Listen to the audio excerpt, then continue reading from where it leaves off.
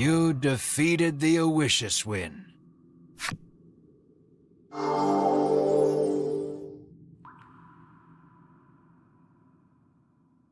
Sherwin, returned to his human form, seems not long for this world.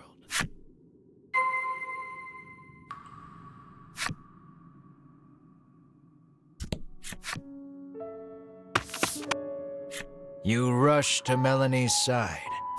The moment you reach her, you notice something strange.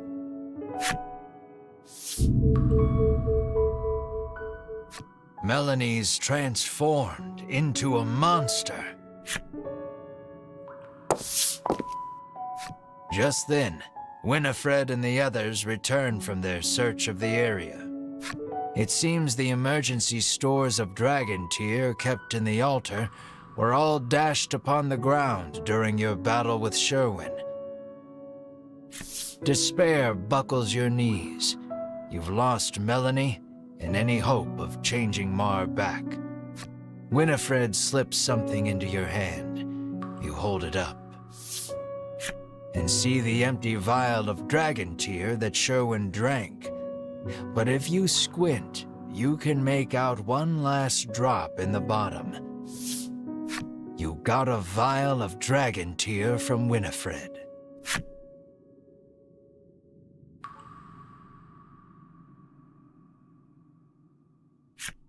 The world, cut off from its supply of medicine with the dragon's death.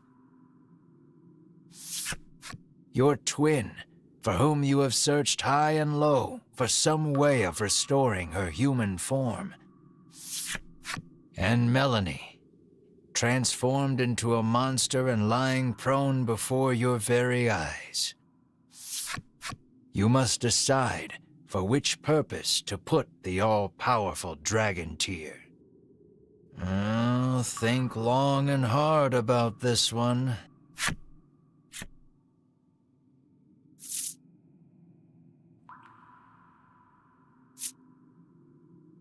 Wishing for the dragon's revival, you head toward the volcano.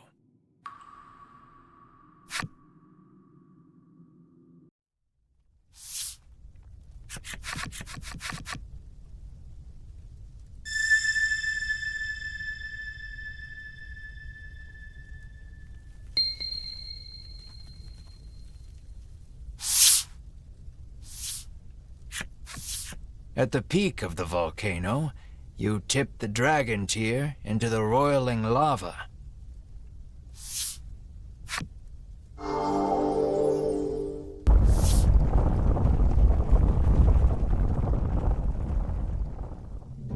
The dragon comes back to life. You sacrificed your own kin and comrades to help me? He asks softly. Foolish human. He launches into the sky. You watch him fly away into the distance. After escaping the mausoleum, you take Melanie and Mar with you on another sojourn round the realm. You hope, one day, to find more dragon tear and turn them both human again. Afterwards, your reputation grows. Not as a bounty hunter, but as a monster whisperer, thanks to your two companions. It's not exactly how you envisioned getting famous. But that is a tale for another time.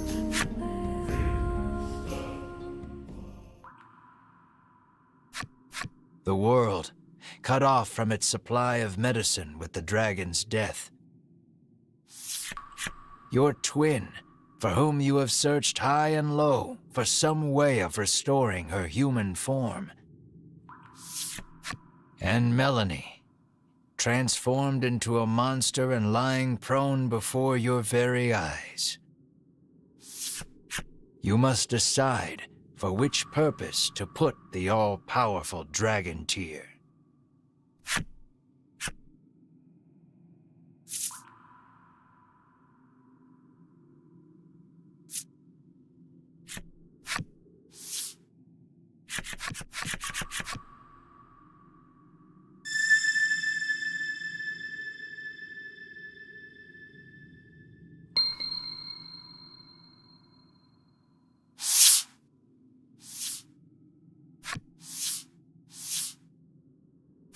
You tip the dragon tear over Melanie's prone form.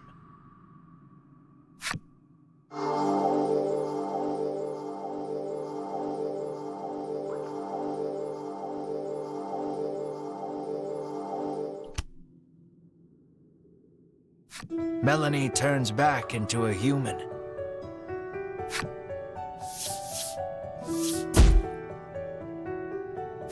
When she learns you used the dragon tear on her, Melanie asks you why you didn't choose Mar. You shouldn't have used the last dragon tear on me, she sobs.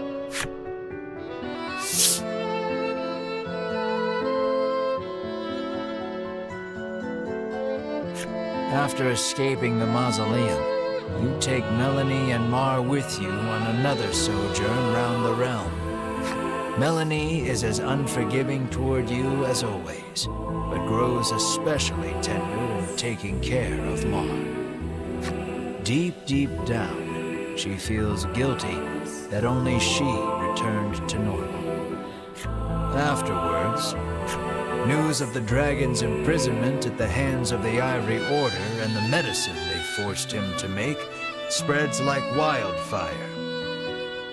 A rash of skirmishes breaks out over the increasingly rarer medicine that is the dragon's legacy. Chaos envelops the realm.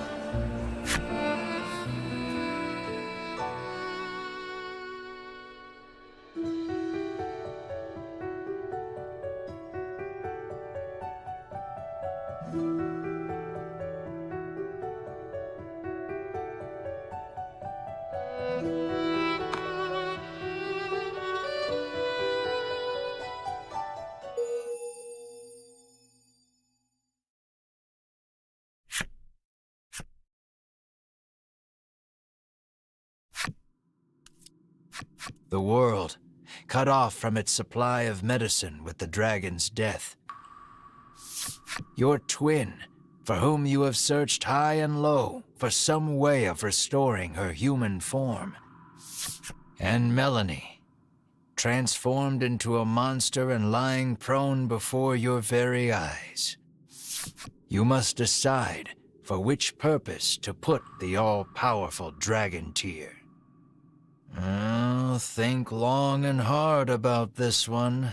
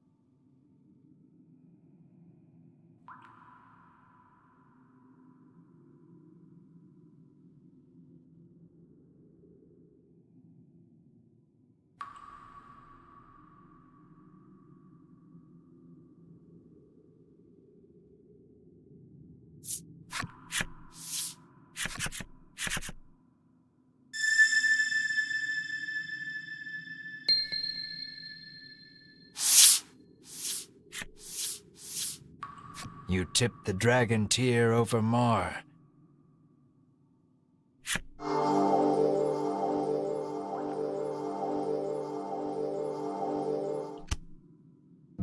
Mar turns back into a human. You rush to her side and give her the biggest bear hug in the history of bear hugs. The monstrous Melanie looks on with a vacant stare. After escaping the mausoleum, you take Melanie and Mar with you on another sojourn round the realm. Perhaps due to the length of time she spent as a monster, Mar has trouble speaking. The only Melanie, on the other hand, follows the two of you everywhere you go, in total silence. You think she can understand your conversations, but you aren't sure how much of Melanie is really left inside the monster. Afterwards, news of the dragon's imprisonment at the hands of the Ivory Order and the medicine they forced him to make spreads like wildfire. A rash of skirmishes breaks out over the increasingly rarer medicine that is the dragon's legacy.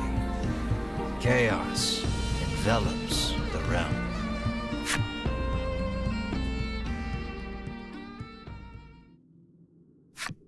The world, cut off from its supply of medicine with the dragon's death. Your twin, for whom you have searched high and low for some way of restoring her human form. And Melanie, transformed into a monster and lying prone before your very eyes. You must decide for which purpose to put the all-powerful dragon tear. Oh, think long and hard about this one. As though you were trying to cling to something, you offer up every supplication to the dragon tear. And then...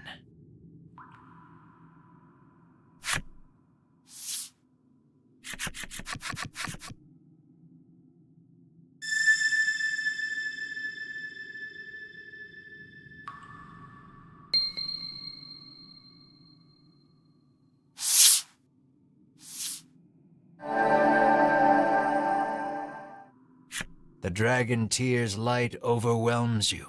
You feel your consciousness start to slip away.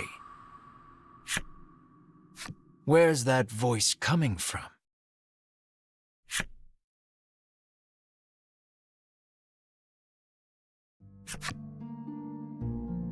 Wake up, screams Ridis, shaking you ungently.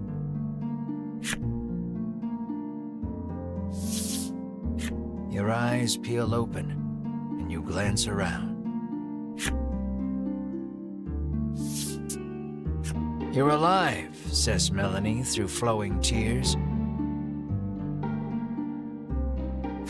You let go of a heavy sigh of relief to see she's human again. Bruno says you collapsed after the dragon tears started shining with fierce light, and that you've been unconscious ever since. That's when you realize Mar is nowhere to be seen.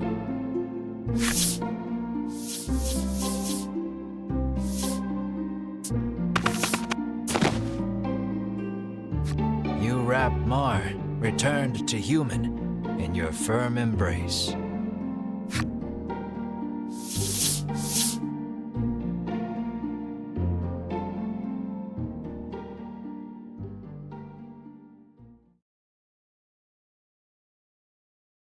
Thus your journey drew to its conclusion. As for the story afterward, you return to Advent Castle and make your report of the events to Queen Nilla. She rewards you handsomely for telling her the truth about the dragon, but it's barely enough to cover the cost of repairs to Ridis's home. Bruno returns to the coastal village he calls home, still squabbling with Oreo. The dragon agrees to continue providing dragon tear for the kingdom, so long as he can live the rest of his life in peace and quiet.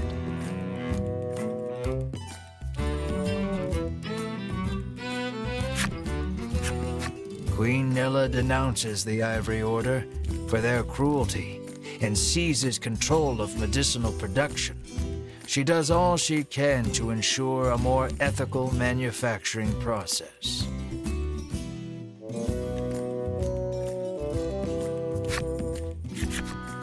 Winifred, Hedwyn, and Berwyn leave the Ivory Order, establishing a new organization to help the needy. And what of you, Mar and Melanie? Queen Nilla asks you to serve in her court, But that's not really something the three of you are cut out for. You decline to set off for new adventures. And to this day, the incessant bickering of the bounty-hunting twins and the Black Witch can be heard in various far-flung corners the world over. This is a story of long, long ago and long, long from now.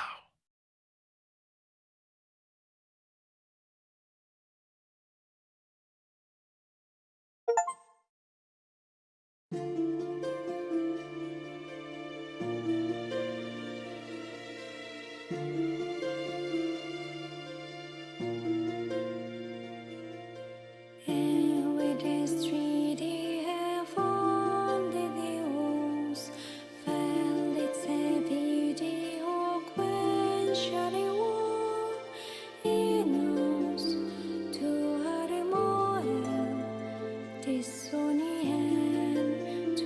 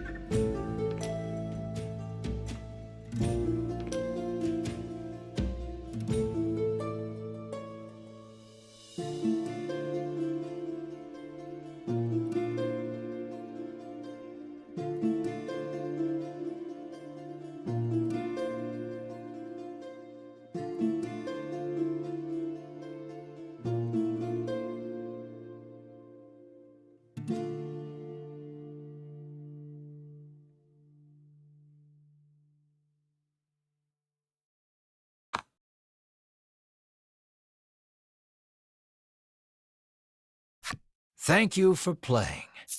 Did you enjoy your adventure?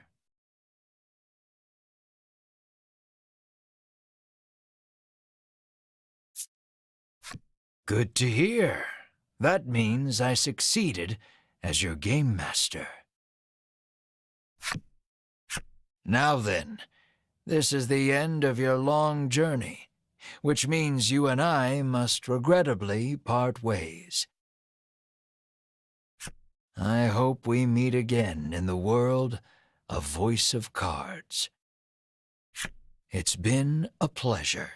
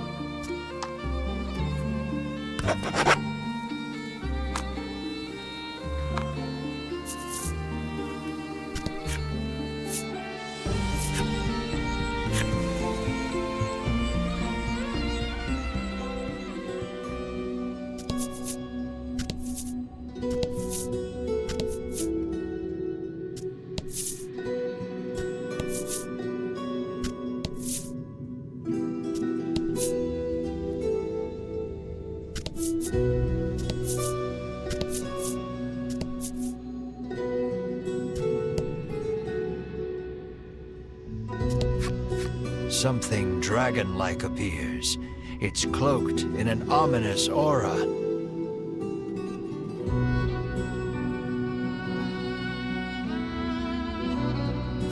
Please, someone, kill me.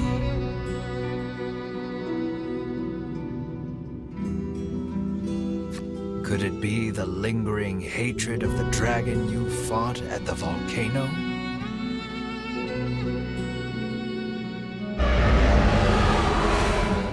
Detestable humans, detestable world. If you do not kill me, I will end it all.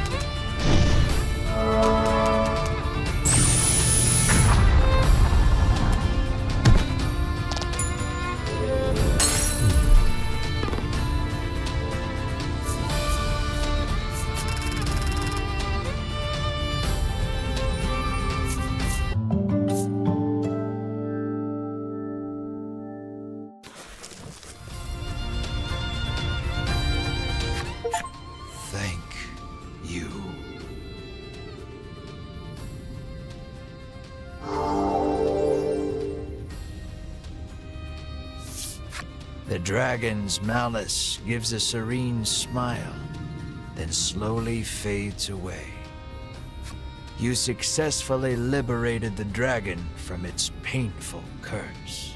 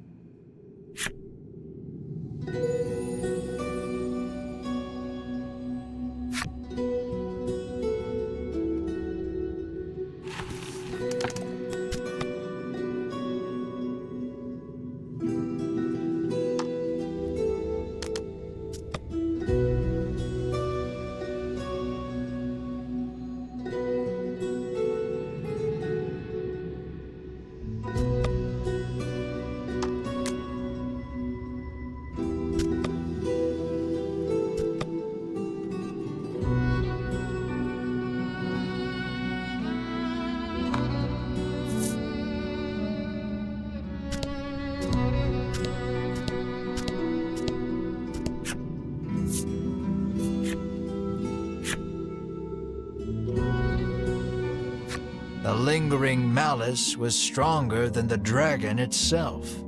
You dread to think of what would happen if it had made it to the outside world. But it didn't, thanks to your heroic efforts. Unfortunately, that means no one knows of your daring deed. And so the adventures of the would-be hero and his companions continue.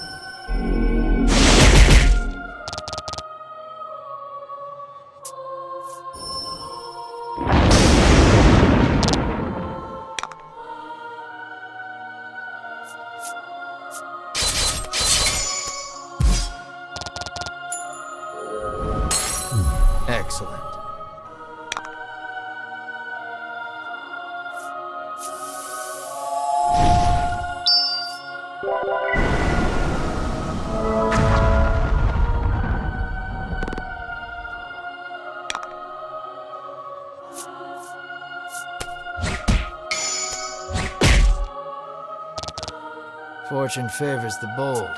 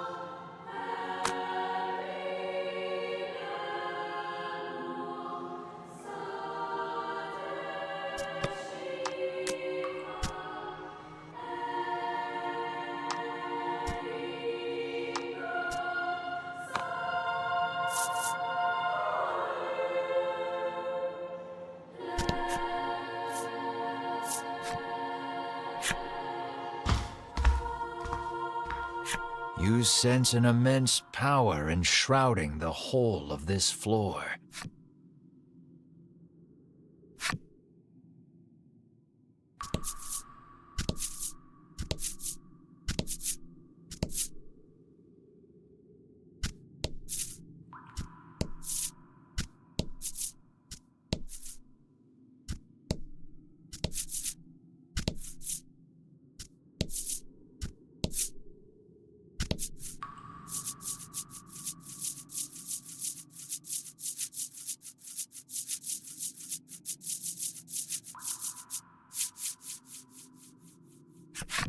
The Ivory Order trio lies collapsed at Sherwin's feet.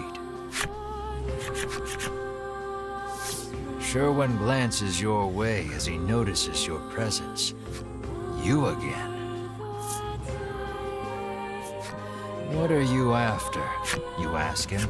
This is the heart of the mausoleum, where the Order kept the dragon prisoner and harvested dragon tear. The Order perfected a technique to distill medicine from the preternatural magic imbued in dragon tear. So you were right in thinking you could find Mar's cure here. Sherwin pays you no mind, continuing. How I detested that medicine. You struggled to conceal your shock that you and Sherwin suffered the same tragedy. Nursing his grudge, he infiltrated the Order so that he could... After being elevated to the Order's highest echelons, he learned that the dragon was the source of the medicine. Ever since, he had been awaiting his chance to kill the dragon. He finally got it atop the volcano.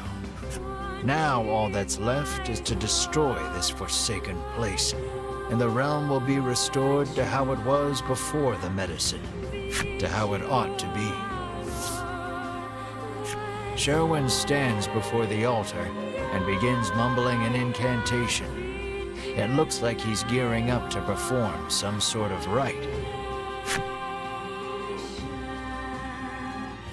The mausoleum will be destroyed if you don't stop Sherwin. And if that happens, you'll never get your hands on any dragon tear. Prepare yourself.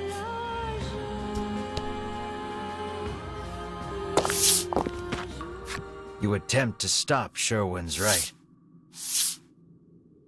But the fallen Ivory Order trio totter to their feet. Master Sherwin, says Winifred, unable to quell her trembling. Why? You used us, growls Berwin, narrowing his eyes at your actions betray everything the Order stands for, spits Hedwyn. Sherwin does not dispute the accusations. On the contrary, he confirms them. Everything I've done, including using you, is to purge this world of that medicine. Sherwin returns his concentration to the right.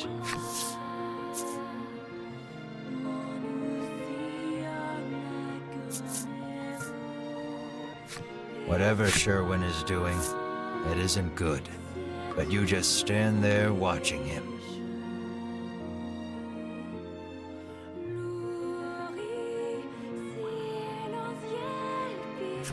You keep watching Sherwin. He's almost done with the rite.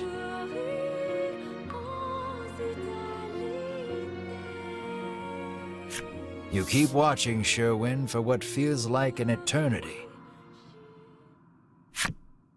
The moment he completes the rite, into the mausoleum descends an eldritch monster. The abomination devours Sherwin, then turns to you.